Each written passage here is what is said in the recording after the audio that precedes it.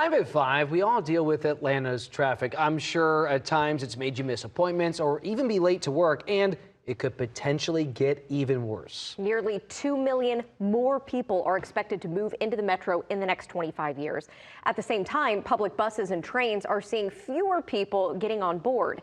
Atlanta News First senior reporter Patrick Quinn spent months digging into transit struggles and possible solutions. How do you get to work? For Morgan Vaughn, it's complicated. It took us a lot of looking to find a place, this close to MARTA. Morgan and her boyfriend just moved to Midtown. She walks 15 minutes to catch a train, then takes the train 20 minutes north to work. From her seat, the advantages of public transit are obvious. Especially when you go past, if you're on the highway, when you look at all the cars going slower than you.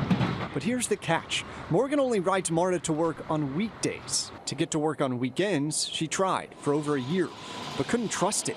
A 45-minute commute too often ballooned to 2 hours each way. The trains were mislabeled, the transfer, the extra time, it all starts to compound on each other and it just becomes unusable. So now on weekends, she borrows her boyfriend's car, and while on weekdays she zips past the car traffic, on weekends she adds to it. You do need it to be reliable. If you can't rely on it, nobody's going to take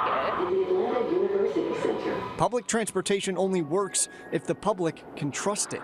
If a train or bus does not show up consistently, people will stop riding. And in fact, they already have. In 2020, before the pandemic, MARTA welcomed 2.1 million riders on buses and trains every week.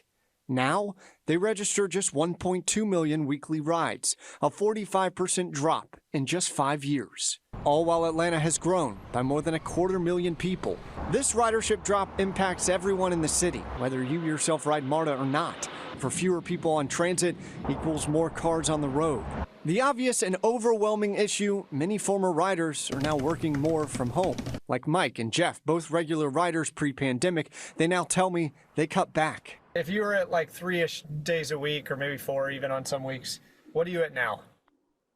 0. As reliability has taken a hit, I actually find in some cases that driving is a little more reliable. But other cities are having more success post-pandemic. We looked at public transportation ridership for 3 southern cities, Atlanta, Dallas, and Miami. Atlanta's in blue. You see all 3 plummet right at the start of the pandemic. And the other 2 cities, they start to incrementally increase. Atlanta is much slower to rise, to the point where 2023, 2024, and to 2025, Atlanta's ridership 45% of what it was pre-pandemic. Outside of the pandemic, the second external factor continually impacting ridership is as Metro Atlanta has grown, MARTA has not grown with it. Cobb County historically rejected MARTA expansion, and in 2019, Gwinnett County also said no. So major cities like Marietta, Peachtree Corners, no MARTA. The state's largest public school district, Gwinnett County, no MARTA. Major entertainment hubs, Six Flags, or going to a Braves game, you cannot take a train. For many riders, they can't reach MARTA, and MARTA can't reach them. It's not like you can go anywhere in Atlanta on the MARTA. It's pretty limited. Meaning buses and trains don't go where people need to go. Marcy Williams-Pudalov calls them dead zones. There's little dead zones all around the city, and you don't even realize until you have to go to those places. From talking with many riders, and I talked with many riders, MARTA is not providing a fantastic experience every day. For Ashley Powell, it was a lack of reliability. Her bus to take her 8-month-old Cadence to daycare was constantly late. I even asked the driver, what happened? I've been sitting out here waiting for 2 hours for you, and they're the ones who are just like, oh, that's MARTA. And I'm like, y'all got to do better. For Howard Matthews, the trains keep getting stuck, causing slowdowns. There's always, almost every day when I get on MARTA, there's a situation that happens.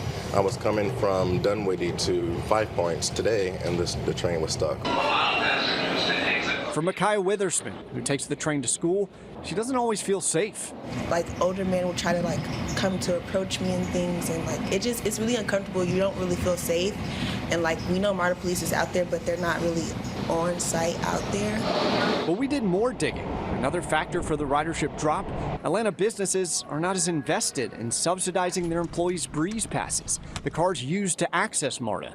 In 2020, businesses invested $15 million in the MARTA's Employer Partnership Program. It's now half that. Those are some of the issues. Here's the urgency. The time to get more people riding public transportation in Atlanta is now. With 1.8 million people, the population of Indianapolis projected to move into Metro Atlanta in the next 30 years, Atlanta and Atlantans need more of MARTA. So that's a look at the issues. What are the answers? There's a lot. So much so that we could not fit them into a TV story. So we've decided let's have a town hall instead. Tomorrow night, Atlanta News First is hosting the Future of Transit in Atlanta Town Hall, and you're invited. There are just a handful of seats still available. It is a free event, but grab your phone, click the QR code on your screen to secure your seat. Again, the Future of Transit in Atlanta Town Hall tomorrow night at the Central Library in downtown Atlanta, 7 o'clock. We'll see you there.